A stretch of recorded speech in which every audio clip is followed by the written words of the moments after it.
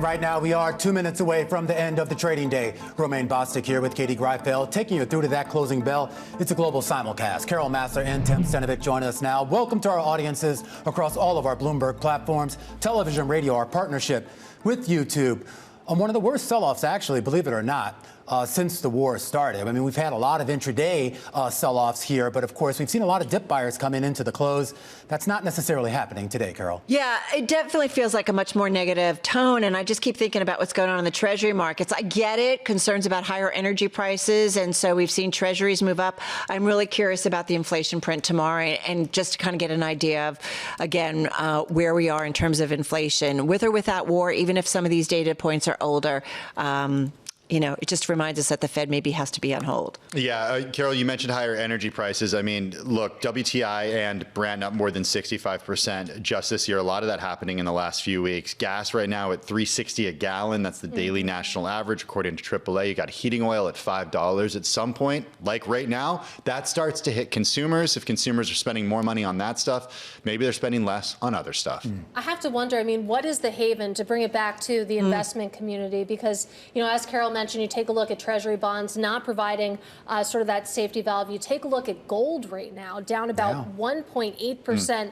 on the day. It really feels like there's nowhere to hide. Absolutely, and we could talk about that big rally that we had seen in gold in the months leading up to this, and the idea now that that is pulled back as the inflation concerns set in. I do just want to put a finer point here on the sell-off that we are seeing today, because the biggest intraday drop that we had since the war started, that was back on March 6th. We had about a 1.7% decline, but again, the dip buyers come back in. So on a closing basis, this is going to be the worst day, not only since the war began, but really going back to mid-February. The S&P losing 100 points, or about 1.5%. The Dow down about 700 points, or 1.5%. The NASDAQ down about 400 points, or 1.8%. The Russell 2000 down 2, S&P mid-caps down 2, and Dow Transports, Carol Massar, down about 3%. Wow, that is a big move to the downside. I'm just going to go back, Romaine, if I may, to the S&P 500, almost 400 names lower for the trade, Katie, 111 to the upside. There were some gainers, and we've got one unchanged here at the close. There are also some gainers when you take a look at the sector level as well. 3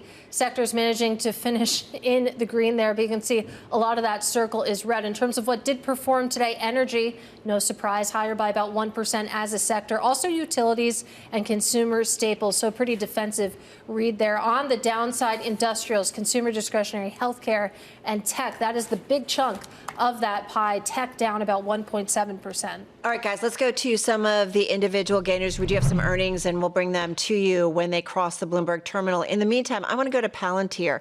That was definitely one of the outperformers here. It was up as much as 2.8% intraday, finishing the day with a gain of about 1.25%. The company out saying it may turn to other AI models amid the spat between Anthropic and the Pentagon.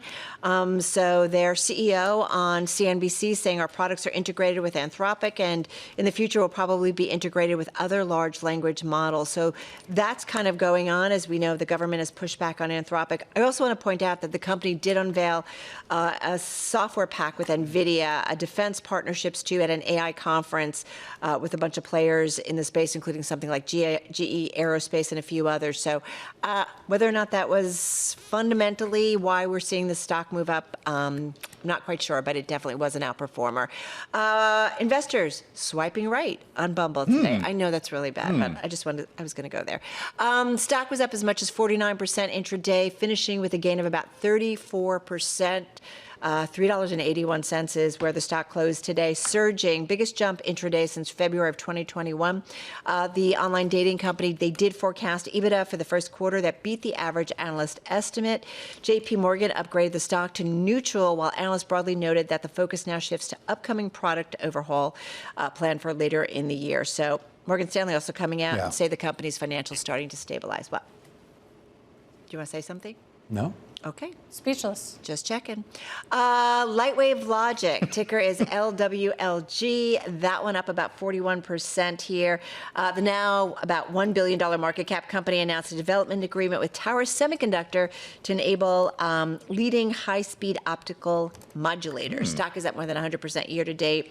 Yeah, I don't know if you know, but they develop proprietary electro-optic polymers and polymer photonic integrated circuit. Romaine knew that. Fascinating. Yeah. I didn't. It has to do with faster transmission for internet infrastructure, data centers, and AI applications. Yeah, I do just want to add a couple honorable mentions, too, just given the big move that we saw in a lot of the chemical companies and the fertilizer companies. CF Industries closing at a record high today, having the best day of going back to 2020. And it was all those names, Mosaic and Nutrien and others. And this has real potential economic impacts because, of course, we are right at the start of the spring planting season here, at least in North America. So not having the fertilizer supplies within the next couple of weeks could actually have material impact. I think I did CF yesterday, perhaps. Yeah, today's a new day, Carol. Okay. I'm going to jump in here and talk about some of the stocks that moved lower on the day today. I want to start with just the entire Mag 7. It's actually down more than 9% going back to those October highs. We had Tesla fall by more than 3%, Apple fall by 2%, Meta Platforms down today by 2.6%. Every single name in the Mag 7 was lower on the day today. Speaking of every name lower, let's go to airlines because airlines were all lower today. This is the S&P 1500 composite index of airlines down 4.3% today. You had Southwest down more than 7.7%, United Airlines down 4.6%, Delta down 2%, American down 4.5%. We know jet fuel prices are going up, could be going up. That's a big expense for these companies. Then you have the cost of plane tickets. That could jump as much as 9% as oil prices soar. This according to Willie Walsh, the Director General of the International Air Transport Association. Every name in that index lower on the day today. And then let's flip on over to Dollar General. Those shares under pressure today, having the worst day going back to August, down more than 6%. The company did give an underwhelming annual and long-term forecast. The outlook is conservative, according to Jen Bartashis, our analyst for Bloomberg Intelligence. Yesterday's close, though, through yesterday's close, it was up as much as 9.1%, and Romaine, it was up 80% last year, so a little bit of selling today. Let's talk software. Seeing some selling in shares of Adobe, the knee-jerk reaction to an earnings report that just now is crossing the wire. For the fiscal first quarter, the company reported adjusted EPS of $6.06 a share. That is a beat. The street was only looking for about $5.88 here. And on the revenue side, they also beat $6.4 billion in revenue. The street was looking for $6.2. But here's your forecast for the current quarter. The company says expect revenue in a range of $6.43 to $6.4 billion. The low end of that range is pretty much in line with the average of analyst estimates here. We're also going to talk about the performance obligations, the remaining performance obligations, effectively the backlog. The company's saying it stands right now at $22.22 billion. That's pretty much a smidge lower than what the street was looking for. So it looks like the numbers are relatively in line with estimates, but nothing really materially above those estimates to give investors a lot to chew on. And you can see shares moving lower after hours. Let's quickly talk about Ulta here reporting results as well. Let's talk about the fourth quarter first. EPS missing estimates here, some of the figures.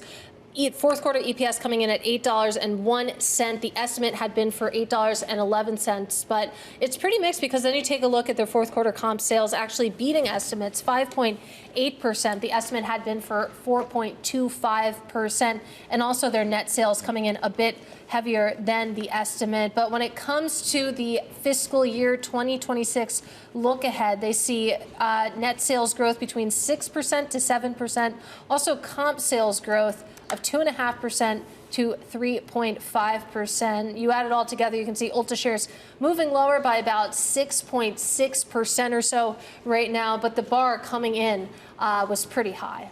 You know, I'm going back to Adobe. I'm seeing a headline, and I'm looking through the press release that's out right now. Adobe CEO announces a decision to transition. Shantanu Narayan, who served as CEO of Adobe for 18 years, has decided to transition from his position as CEO after a successor has been appointed.